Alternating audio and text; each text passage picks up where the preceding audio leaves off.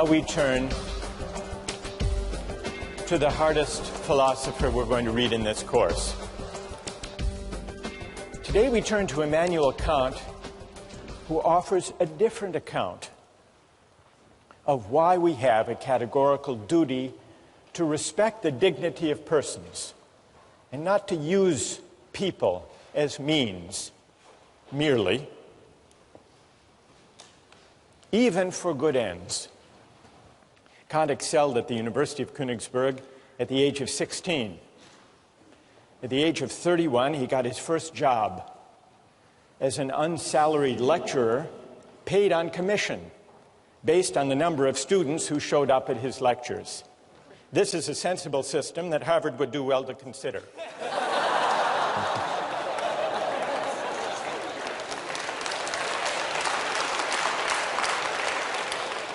Luckily for Kant, he was a popular lecturer and also an industrious one, and so he eked out a meager living. It wasn't until he was 57 that he published his first major work. But it was worth the wait. The book was The Critique of Pure Reason, perhaps the most important work in all of modern philosophy. And a few years later, Kant wrote the groundwork for the metaphysics of morals, which we read in this course. I want to acknowledge, even before we start, that Kant is a difficult thinker.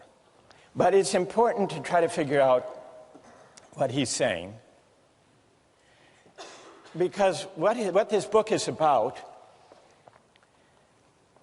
is, well, it's about what the supreme principle of morality is, number one, and it's also, it gives us an account, one of the most powerful accounts we have, of what freedom really is. So let me start today. Kant rejects utilitarianism. He thinks that the individual person, all human beings, have a certain dignity that commands our respect. The reason the individual is sacred, or the bearer of rights according to Kant, doesn't stem from the idea that we own ourselves, but instead from the idea that we are all rational beings. We're all rational beings, which simply means that we are beings who are capable of reason. We are also autonomous beings, which is to say that we are beings capable of acting and choosing freely. Now, this capacity for reason and freedom isn't the only capacity we have. We also have the capacity for pain and pleasure, for suffering and satisfaction. Kant admits the utilitarians were half right. Of course, we seek to avoid pain, and we like pleasure. Kant doesn't deny this. What he does deny is Bentham's claim that pain and pleasure are our sovereign masters. He thinks that's wrong. Kant thinks that it's our rational capacity that makes us distinctive, that makes us special, that sets us apart from and above mere animal existence. It makes us something more than just physical creatures with appetites. Now, we often think of freedom as simply consisting in doing what we want, or in the absence of obstacles to getting what we want. That's one way of thinking about freedom. But this isn't Kant's idea of freedom. Kant has a more stringent, demanding notion of what it means to be free. And though it's stringent and demanding, if you think it through, it's actually pretty persuasive. Kant reasons as follows. When we, like animals, seek after pleasure or the satisfaction of our desires or the avoidance of pain, when we do that, we aren't really acting freely. Why not? We're really acting as the slaves of those appetites and impulses. I didn't choose this particular hunger or that particular appetite. And so when I act to satisfy it, I'm just acting according to natural necessity. And for Kant, freedom is the opposite of necessity. There was an advertising slogan for the soft drink Sprite a few years ago. The slogan was, "Obey your thirst." There's a Kantian insight buried in that Sprite advertising slogan. That, in a way, is Kant's point. When you go for Sprite or Pepsi, you might think that you're choosing freely, Sprite versus Pepsi, but you're actually obeying something, a thirst, or maybe a desire manufactured or massaged by advertising. You're obeying a prompting that you yourself haven't chosen or created. And here, it's worth noticing Kant's specially demanding idea of freedom. What way of acting, how can my will be determined if not by the promptings of nature or my hunger or my appetite or my desires? Kant's answer, to act freely, is to act autonomously. And to act autonomously is to act according to a law that I give myself, not according to the physical laws of nature or to the laws of cause and effect, which include my desire to eat or to drink or to choose this food in a restaurant over that. Now, what is the opposite? What is the opposite of autonomy? For Kant, he invents a special term to describe the opposite of autonomy. Heteronomy is the opposite of autonomy. When I act heteronomously, I'm acting according to an inclination or a desire that I haven't chosen for myself. So freedom as autonomy is the specially stringent idea that Kant insists on. Now, why is autonomy the opposite of acting heteronomously or according to the dictates of nature? Kant's point is that nature is governed by laws, laws of cause and effect, for example. Suppose you drop a billiard ball. It falls to the ground. We wouldn't say the billiard ball is acting freely. Why not? It's acting according to the law of nature, according to the laws of cause and effect, the law of gravity. And just as he has an unusually demanding and stringent conception of freedom, freedom as autonomy, he also has a demanding conception of morality. To act freely is not to choose the best means to a given end. It's to choose the end itself for its own sake. And that's something that human beings can do and that billiard balls can't. Insofar as we act on inclination or pursue pleasure, we act as means to the realization of ends given outside us. We are instruments rather than authors of the purposes we pursue. That's the heteronymous determination of the will. On the other hand, insofar as we act autonomously, according to a law we give ourselves, we do something for its own sake, as an end in itself. When we act autonomously, we cease to be instruments to purposes given outside us. We become, or we can come to think of ourselves, as ends in ourselves. This capacity to act freely, Kant tells us, is what gives human life its special dignity.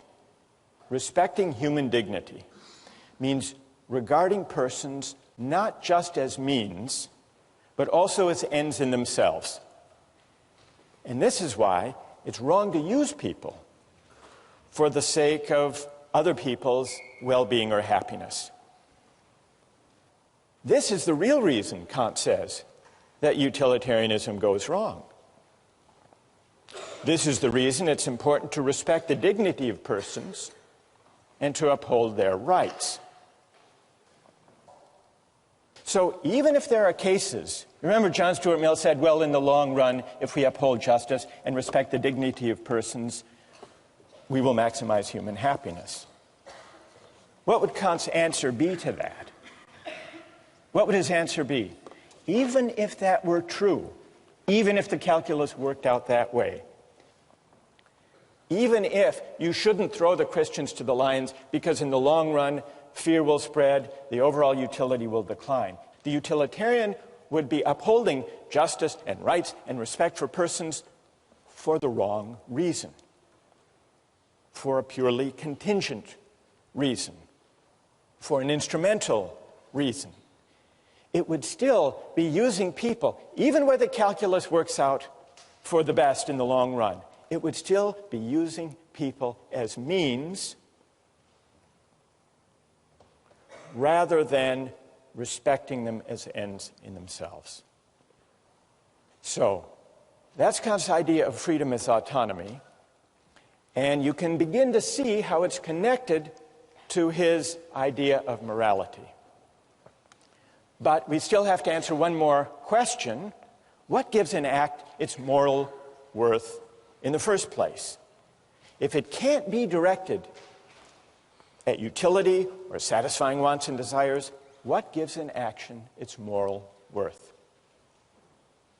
This leads us from Kant's demanding idea of freedom to his demanding idea of morality.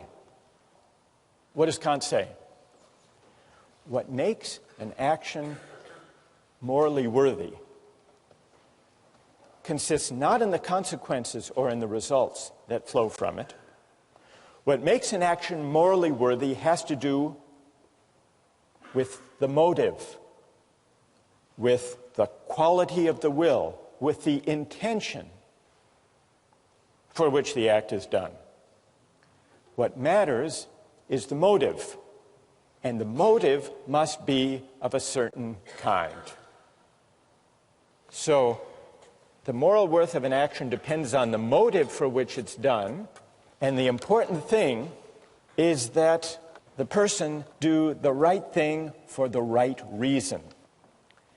A good will isn't good because of what it affects or accomplishes, Kant writes. It's good in itself. Even if by its utmost effort the good will accomplishes nothing, it would still shine like a jewel for its own sake, as something which has its full value in itself. And so for any action to be morally good, it's not enough that it should conform to the moral law. It must also be done for the sake of the moral law. The idea is that the motive confers the moral worth on an action. And the only kind of motive that can confer moral worth on an action is the motive of duty. Well, what's the opposite of doing something out of a sense of duty because it's right?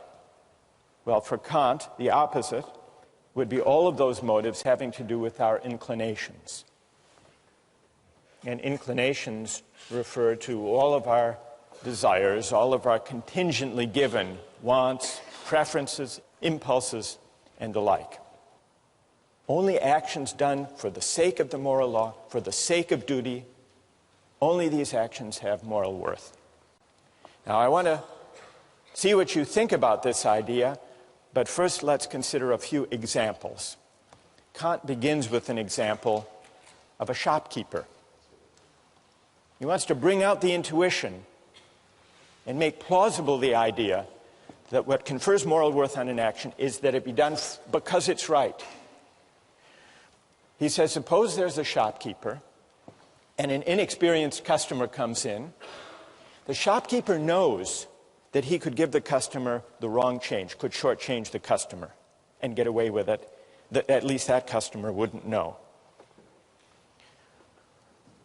But the shopkeeper nonetheless says, well, if I shortchange this customer, word may get out, my reputation would be damaged, and I would lose business. So I won't shortchange this customer. The shopkeeper does nothing wrong. He gives the correct change. But does his action have moral worth? Kant says no. It doesn't have moral worth because the shopkeeper only did the right thing for the wrong reason, out of self-interest. That's a pretty straightforward case.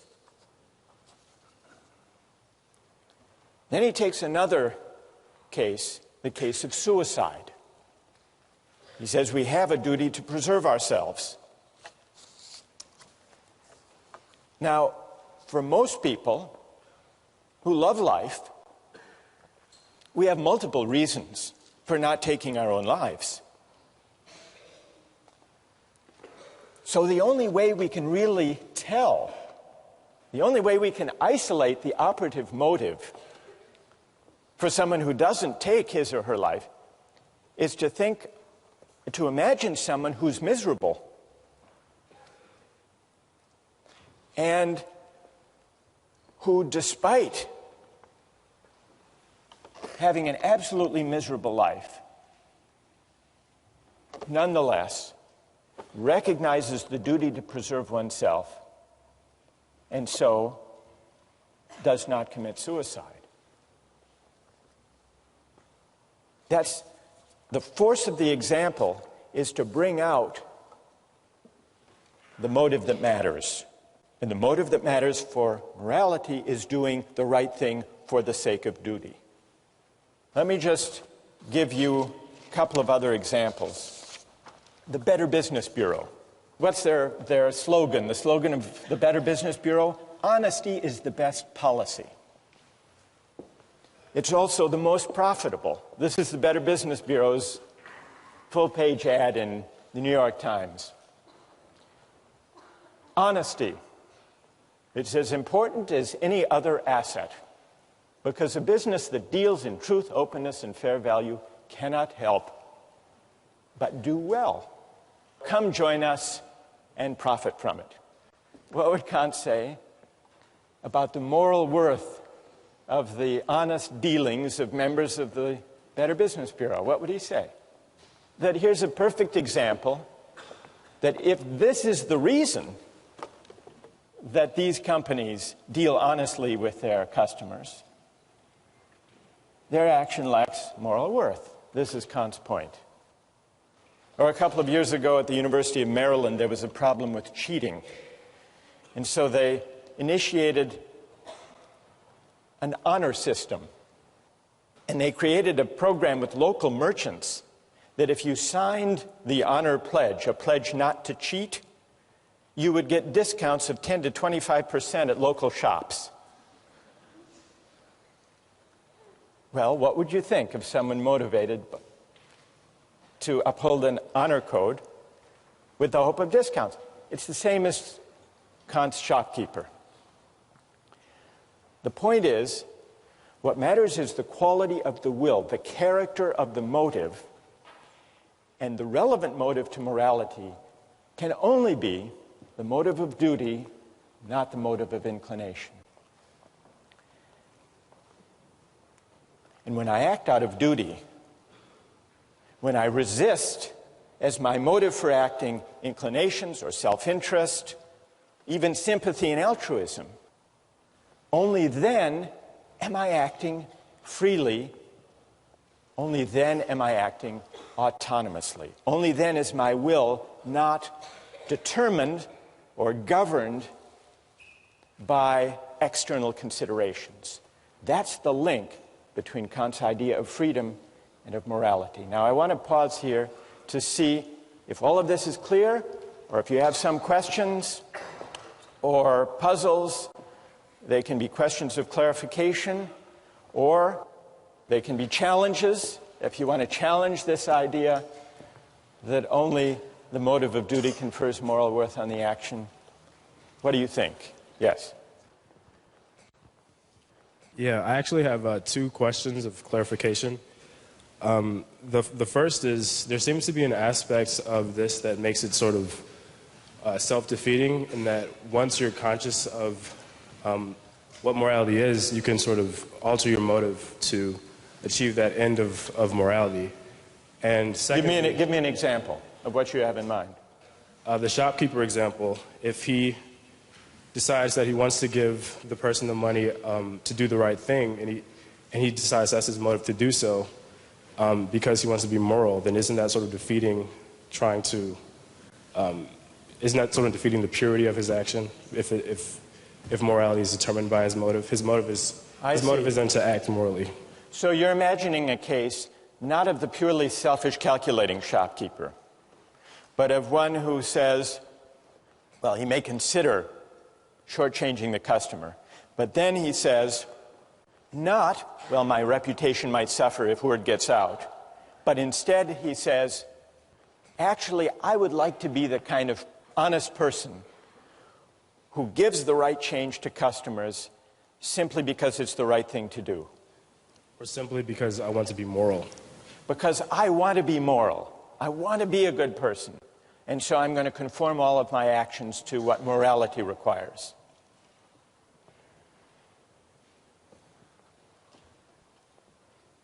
It's a subtle point. It's a good question. Kant does acknowledge, you're pressing Kant on an important point here.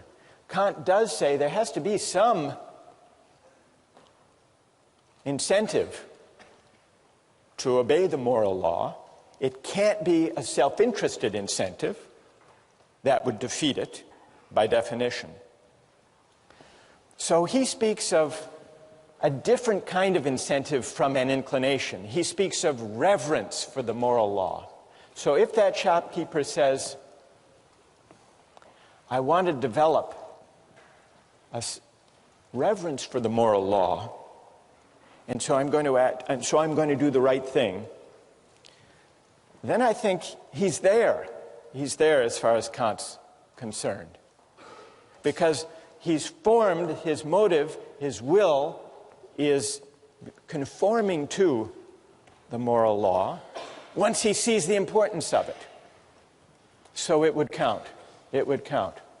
All right, and then secondly, very quickly, what stops morality from becoming completely objective in this point? What stops morality from becoming completely subjective? Yeah, like how can, if morality is completely determined by your morals, then how can you apply this, or how can it be enforced? That's also a great question. What's your name? My name is Amadi. Amadi? Yeah. All right. If acting morally means acting according to a moral law out of duty, and if it's also to act freely in the sense of autonomously, it must mean that I'm acting according to a law that I give myself. That's what it means to act autonomously. Amadi is right about that. But that does raise a really interesting question. If acting autonomously means acting according to a law I give myself, that's how I escape the chain of cause and effect and the laws of nature. What's to guarantee that the law I give myself when I'm acting out of duty is the same as the law that Amadi is giving himself, and that each of you gives yourselves. Well, here's the question. How many moral laws, from Kant's point of view, are there in this room? Are there 1,000 or is there one? He thinks there's one, which in a way does go back to this question, all right, what is the moral law? What does it tell us?